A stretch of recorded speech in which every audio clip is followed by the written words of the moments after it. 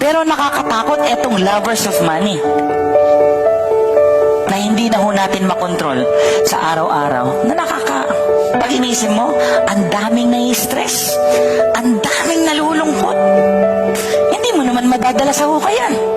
Naalala ko, may isang kwento, bilyonaryo sa Amerika. Sabi niya, pag namatay ako, gusto ko yung ataol ko, ayan, alam ba, ataol. Gusto ko yung ataol ko, pag nakahiga ako, bukas. Yung ataol, bukas. Tapos yung kamay ko nakalabas, nakaganyan. Nakaganon. Dami nagtataka.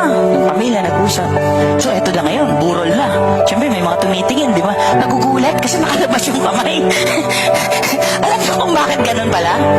Kasi gusto niyang patunayan sa buong mundo, yung bilyonaryo sa Amerika, nakalimutan ko yung pangalan, na kahit anong ilagay mo sa kamay mo, hindi mo yan madadala sa hukay.